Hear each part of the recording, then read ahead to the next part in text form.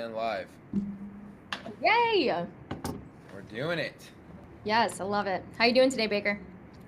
I am good. I'm good. Late night, working on the house yet again, but Saw we're that. we're doing it. That much closer to finishing everything out and getting moved in. But yeah, we're getting there. What about you? So excited for you. I'm doing good, doing good. I've had a lot of incredible calls today. I'm feeling really good. Um, it's funny because I have been telling this to everyone, but I feel like I'm already a new person within a week of being in Dallas. I feel like I opened my third eye, so to speak. Yeah. Like it's just I feel like I'm ready to level up in life, and it's happening, and it's really cool to watch. Everyone that I've talked to at home, I actually just had a call with a guy that I talk to on a weekly basis. We've been talking for over 2 years, and we're both entrepreneurs trying to level up in life. And even him hopping on the call, he was like, "You showed up different today." He goes, "I knew as soon as we hopped on, you'd be a different person." And it was just really cool to hear, That's awesome. especially now being in Dallas. So excited to be here, and we're ready to get going. Yeah, that's awesome. So for those of you guys that may not know, Felicity just moved from Connecticut to Dallas. She's actually on the other side of this wall in front of me, in her brand new office. So super excited to have her in person. I think it's just gonna only continue to help us grow and grow and grow. So Absolutely. she's been a huge asset for the team and will continue to be. Um, Here. but before we hop in today, we're going to talk about mastering sales objections. I want to do a little shameless plug here for our event coming up in January. Okay, so we are starting to take some, I guess, not necessarily public info and conversations and stuff around tickets and ticket sales and what those kind of options look like. And I think you guys fall into the not necessarily public realm because if you're watching these weekly lives, you're in the AR ecosystem already somewhere. Okay, so if you're watching this live right now and you want to hear more about how we can or how you can kind of attend the event and come hang out with us in Dallas for a weekend, January 17th and 18th, we would love to start a conversation with you. So hit up me, hit up Felicity, hit up Mike on Instagram, and we can kind of talk a little bit more about what that is going to look like and what those options look like. But we're super excited. We've got some of the biggest brains in the industry as far as the fitness business realm, and we've got some of the biggest brands in the industry too as far as best performing coaches and biggest coaching companies that are coming. They're going to be here, they're going to be speaking, they're going to be educating, and it's going to be something that I think, and you can kind of give your opinion too, Felicity, is going to be very different from anything that I've gone to personally with all the events I've gone to in the space, because typically there's like a little bit of actionable stuff, and then there's a lot of like woo woo, everybody go, let's do this, and kind of just motivational talk. And we have just, like I said, brains and brands. Like it's not necessarily anybody that's just gonna come up and like hype you up for something. It's people that want to actually provide value and have a larger mission of uplifting the coaching industry in general to combat the obesity epidemic and just help coaches impact more people through the power of health and fitness. So super excited about that. Shameless plug, like I said, you can put something in the chat here, or you can just message us on Instagram. We would love to have you and see you in Dallas in January. Yeah, no, I would agree 100% of what you said. Like all of the events that I've gone to, there has been a lot of like woo woo, rah rah sort of thing, like hyping people up so you feel really good after the event. And you're gonna feel really good after this event, but you're also gonna have a lot of freaking actionables to take, and you're going to be able to come to this event, learn a bunch of stuff, and then go back home, take those actionables and level up not only yourself but also your coaching business, your content game, your sales game, absolutely everything, because the speakers that we have are speaking about all of these different topics that you need to have to grow your coaching business. And that's our goal, is just to have you guys make more revenue. We want you guys to make more money, and this event is going to do just that, but also in 2 days with a bunch of incredible speakers that are Yeah. not just us. Yeah, it's gonna be huge. It's gonna be huge. So we're very excited about it. And I saw a few more people hop on while we are doing. We were just kind of teasing our event in January.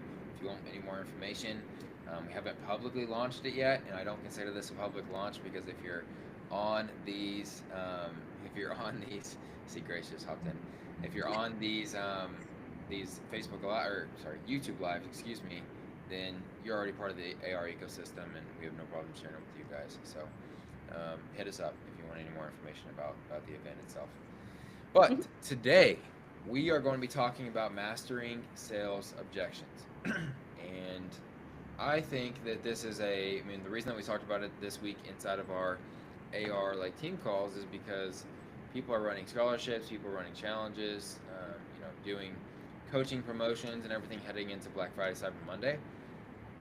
So you're probably going to be having more, if you're running any of our frameworks or if you're in the AR platform, you're probably going to have more sales calls over the next month or two than maybe normal.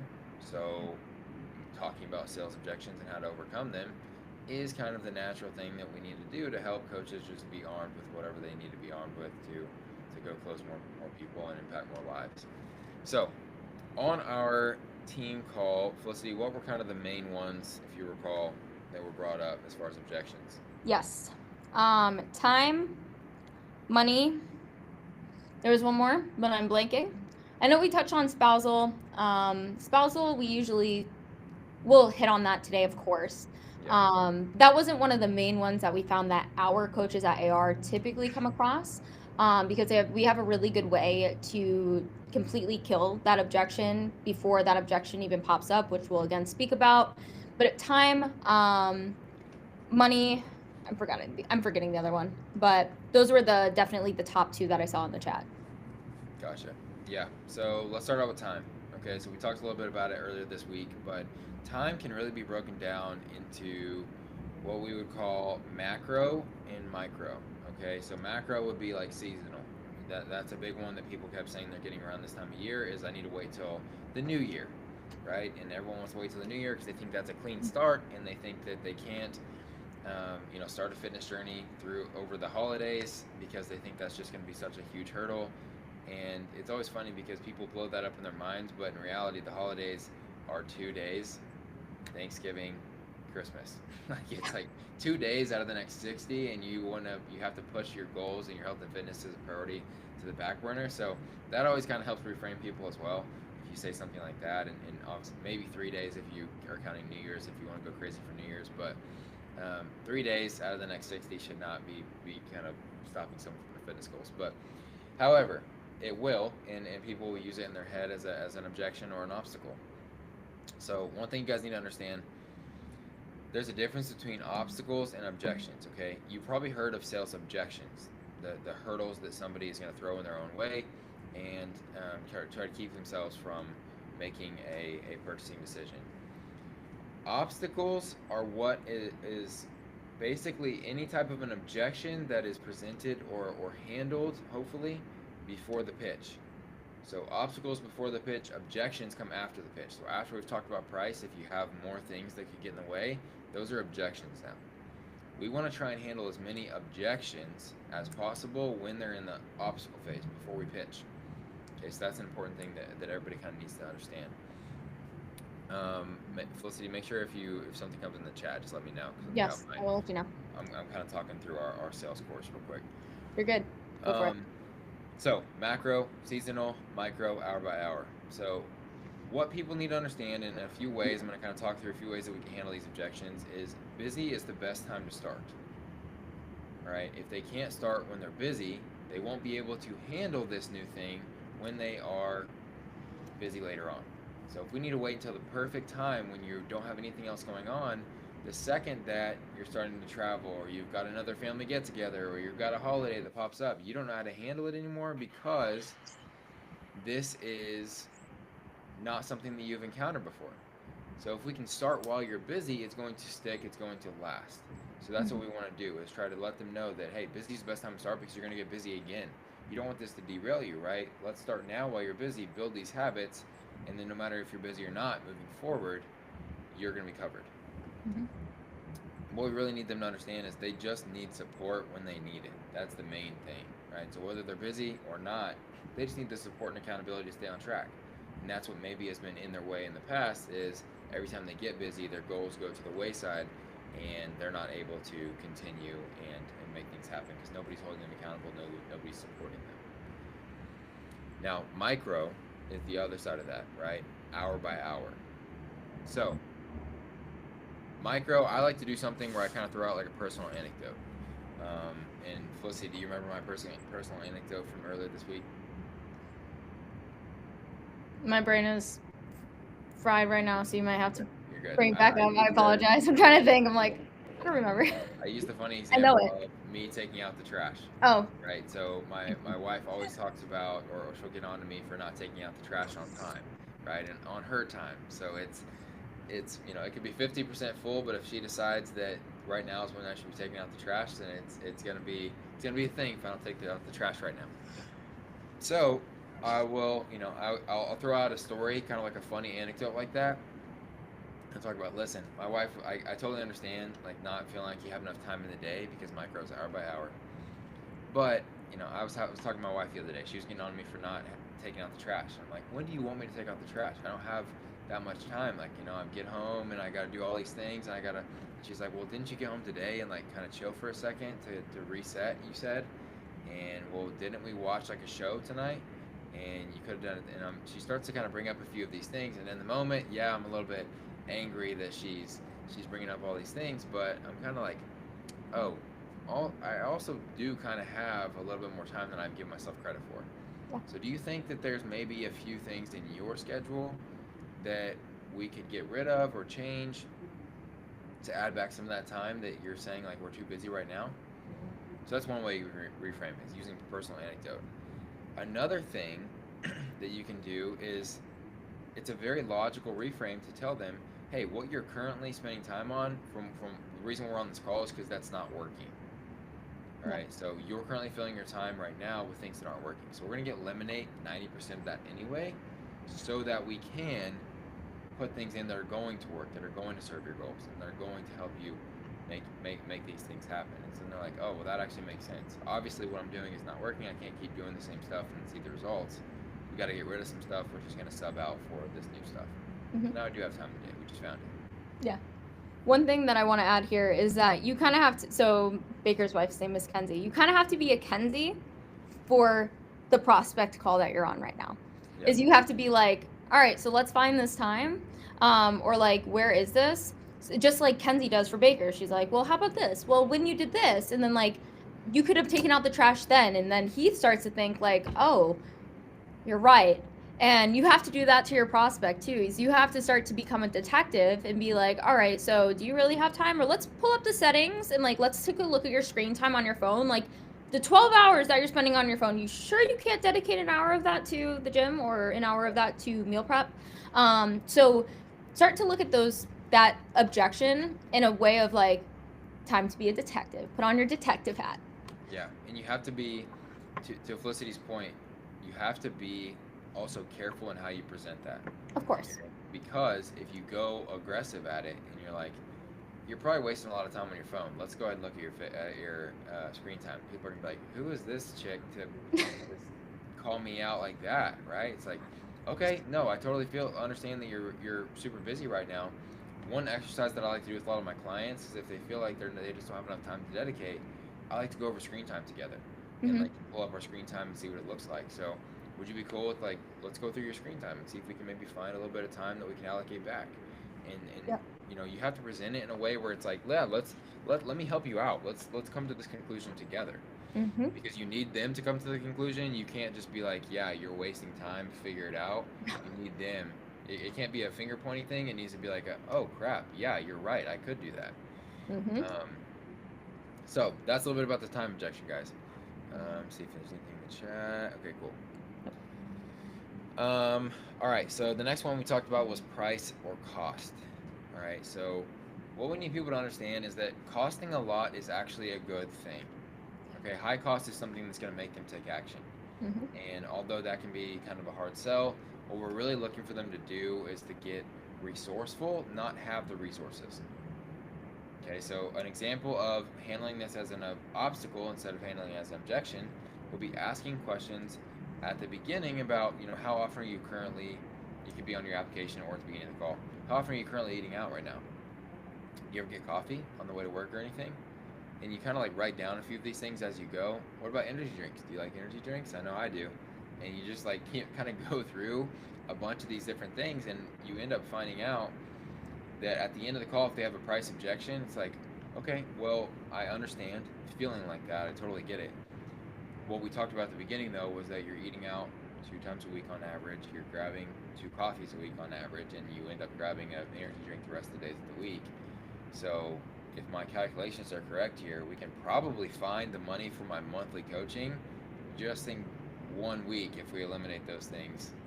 1 week out of the month. If we can even just spread out the rest of all of that across that extra week, like we can get my coaching subscription costs like right here, right? In just in 1 week of eliminating those things, those habits. So that's an example of handling obstacle or objection as an obstacle before we actually get to it, is pre-handling it, pre-setting it up to where they're talking about all the excess money they're spending on things that aren't serving them, so that we can figure out, hey, this is gonna serve you, let's reallocate some budget, just like we reallocated time with the time objection. Now, another one that it can help you to reframe is, hey, let me ask you this, like let's just be real with each other. Would you believe that we are gonna lose the 15 pounds that you want to lose if I told you that this costs $150 for 6 months instead of 1,500? You're like, okay, no, probably not. It's like, okay, it wouldn't, right? Because I wouldn't be able to dedicate the time and the one-on-one attention and all the things that you actually need. So the reason that this costs what it costs is because it's a premium service, and you're going to get that premium service by investing in this premium service. This is one of my favorite ones, I think, in terms of handling a price objection. You want to paint it as a low relative cost, okay? So if all this did, let's just take everything else off the table, the personal development stuff, the habit building, the six-pack abs, all these things. If all this did was help you lose the 15 pounds that you said you want to lose, would it be worth it? Would you be willing to invest that amount of money today? And it's like, if they say yes, which they should, right? If all this did was achieve your dream outcome, would it be worth it? Yes. Okay, awesome. So if so, if you're telling me that that's worth it, then why don't you believe that we're going to lose the 15 pounds? Because that comes down to belief. You don't believe that you're capable of it. Yeah. I can tell you a bunch of other examples of people that have done it before you. Why don't you think that you're capable of it? Why do you think you're going to be the outlier? And then now we're eliminating the price objection. We're getting it to like, oh, this person's just avoiding it, which is a good spot to begin. Do you have anything you want to add there, Felicity? No, I think you hit the nail on the head for every single one of those. I feel like a lot of coaches, because I know I used to do this, especially when I was learning sales, is when someone presents a price objection, you kind of start clamming up. And honestly, any objection that anybody presents, you start to like freak out internally, because you're like, okay, so how do I handle this? How do I handle this? And it's just like a matter of, again, being resourceful instead of like using the resources. And that kind of goes for anything, but especially with money, it's a really easy out to be like, okay, you can't afford it, bye, have a good day, like let me know when you can afford it. But don't be afraid to press in a little bit, push that person a little bit, because that's what you're doing as a coach. You're expanding their boundaries outside of their box that they're in, and their box is not a very good box because they're not where they want to be. So if you're not able to push them in that regard, how are you going to push them in fitness? And so be that for all of these objections that we're talking about. Like, push into a little bit. Obviously, don't be mean, don't be too pushy, but just kind of nudge them a little bit and being like, hey, well, how about this? Well, how about that? And just start to get creative of like, what do I spend my money on? What do people spend their money on? And let's just talk about it. It's just a discussion. Just ask questions and just have that conversation with them. And I guarantee you guys are going to start converting a lot more in your sales calls. Yeah, absolutely. One more, and this is a little bit more of an aggressive one, but I think it's a good reframe, especially if your niche are people that are like bigger transformations, 30, 50, pounds plus. You can paint it this way, right? Let me illustrate the value of what I'm providing here, right? If you needed life-saving surgery tomorrow, right? Or especially if they have kids, if your kid needed life-saving surgery tomorrow, would you make it happen? If it was the same price as what we're talking about today, would you make it happen? Like, yeah, of course I would pay the money or make it happen or whatever. So it's like, okay, so what we're talking about is getting resourceful, because if you're telling me that you don't have the money but you could do it if you had to, it's like, okay, you could get resourceful for that situation. So if you view your health and fitness as important as like, this is kind of like pre-life-saving surgery if you really want to look at it, are you willing to invest and get resourceful today so that we Mhm. don't have to end up in a situation like that down the road, Yeah. right?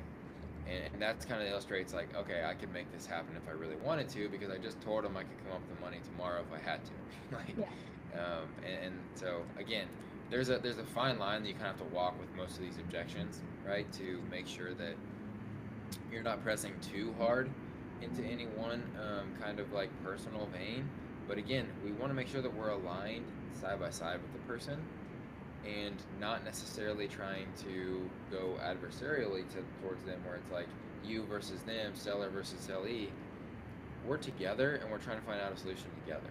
And so Yeah. you can pose these objections or these handle these objections in a very like I'm going to help you get through this type of way versus a you know, you can make it happen. Let's be real.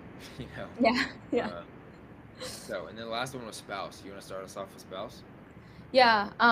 One thing I do want to add there too, because I have that same sort of thing, like the life-saving surgery, but I talk about Lamborghinis, and I'm like, all right, so if there was a Lamborghini outside and it said for sale for $5,000, would you figure out $5,000 to be able to afford that Lamborghini? I know I would. Like I want a Lamborghini, like that would be nice. So that's kind of like my take on that, but it's the same concept. It's like you'd be able to figure it out. As for spousal stuff, a lot of spousal objections are actually things that we can use as not obstacles in the beginning that we can handle beforehand. So one thing that Mike brought up is just simply asking questions like, do you have a husband, boyfriend that knows that you're on this call? If you're on a call with a female, if you're on a call with male, it would be obvious opposite. Cool. Yeah. Awesome. So do they know that you're on this call? Yeah. Fantastic.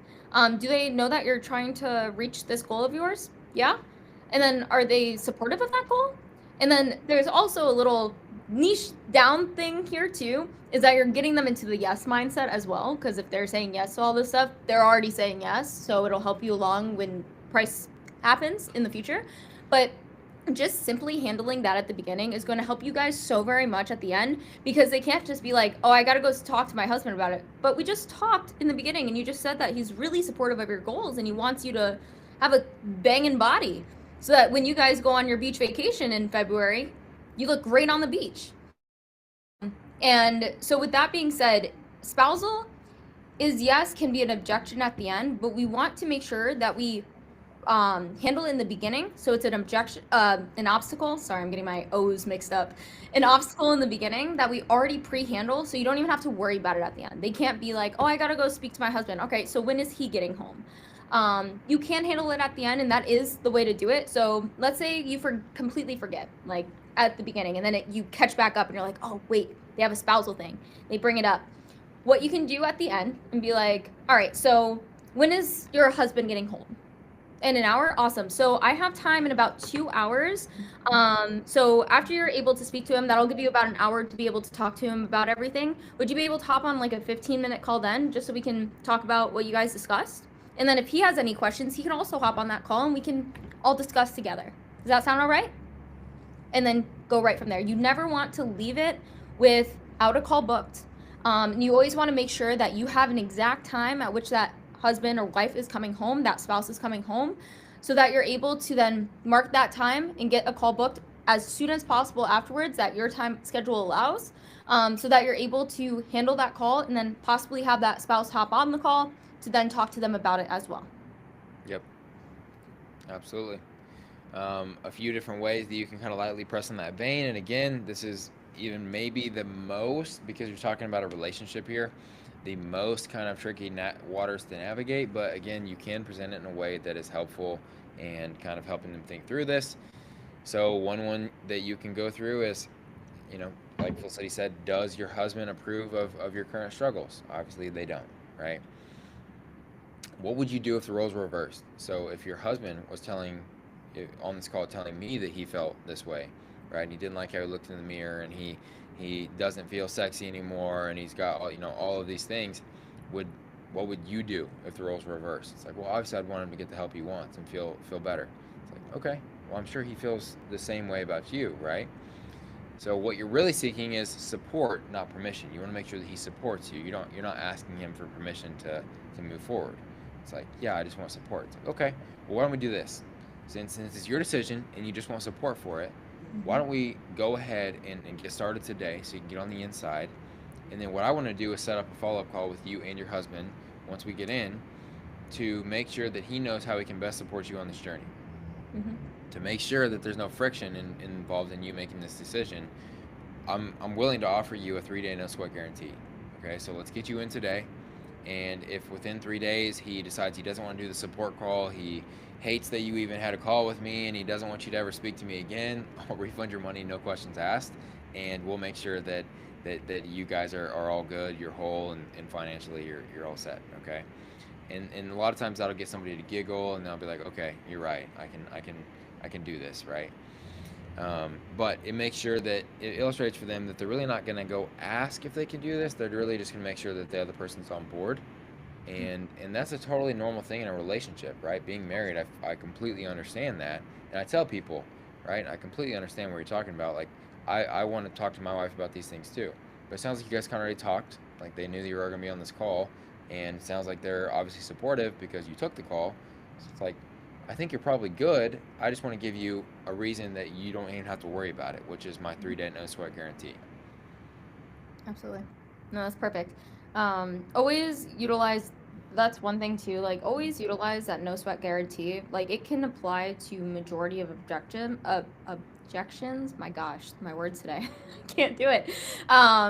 So keep that in the back of your mind, even if you need to make a sticky note of like things you not have to remember. Because I know, especially in the beginning when you're hopping on sales calls, and you get a little nerve wracking, especially to be able to read the other person's body language. And that's essentially what sales is. It's like reading the other person's body language. Are they timid? Are they nervous? All right, so how are they leaning in? Are they excited? Like, what are they presenting to me on that call? And it's hard to do that on a two-dimensional thing because you can't feel the vibe in the real, like what you can in real life. So even if you have to write down like 3 things that you can do if someone provides you with an objection that you can get around with, the 3-day no sweat guarantee can apply to most all of them. So keep that in mind. Keep that sticky note there. So when you do get to that, you have that little reminder. So you're like, oh yeah, I can do that. How about if the 3-day no sweat guarantee? One other objection that I did want to pick up that's kind of relates to time is the I have to think about it objection. Because I know I personally get that a lot in my sales calls. Do you want me to go over that, Baker, or would you like to start that off? Go ahead. All right. So the idea of when someone says I have to think about it, it's usually just them getting too nervous and they really don't want to like talk, and they're trying to tell you no without actually telling you no. But we can also capture them back in. And the way that I personally like to do this is using myself as the source of information for them.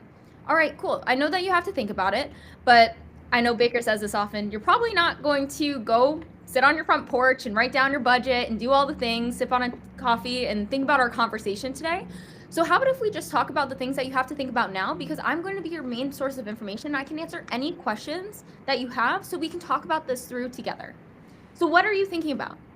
And with that, like, it gets them to laugh a little bit, gets them to open up a little bit more, and then they'll start to actually discuss and tell you exactly the main objection. Because it's usually not I have to think about it. It's either price, time, or any of the other main objections. They're just trying to get around it because they don't want to tell you straight to your face that, oh, I can't afford it, or Yep. I don't know about my partner, or whatever the case may be. So just talk to them about it and try to get through that. That's kind of more of, I would say, more of an obstacle, even though, yes, it's towards the end of that sales call. It's just something that they're just trying to put up as a bluff to get off the call because they don't want to tell you the true reasoning behind it. So just, you got to pull back the curtains a little bit and be like, hey, let's talk about this together. Let's think about this through. I got time. If you have 15 more minutes, let ask me any questions you like. I'm more than happy to show you what's on the inside or anything else you need to do to be able to understand. I don't know if there's anything else that you wanted to add there, Baker. I think I covered all of that, but No, well said. thank you. Well said. Guys, if there's any extra objections that you want us to cover on future calls, we would love for you to drop them in the chat, and we can definitely work them into our curriculum. But those are the majority. I would say probably 95% of objections that most of you guys are going to encounter on your sales calls, and that's exactly how we coach our coaches on how to handle them. And that's exactly how we handle them in our own businesses, Felicity and I. So we hope that that's valuable. We hope that you guys pick something up from this particular live. If you did, we'd love it if you'd give us a like, a subscribe, a comment, something. just so we can make sure that we continue to provide as much value as we can possibly do, and keep pouring into this channel of YouTube to let more people kind of learn what we have to talk about. So if you do have any interest in the event, we would love for you to either comment down below or shoot us an Instagram message. We've got all of our Instagrams linked in the description, and we're excited at the prospect of seeing you in Dallas here in 6 weeks. So, Yes. So hope to see some excited. of you guys soon. Thanks, Can't wait. everybody. Bye.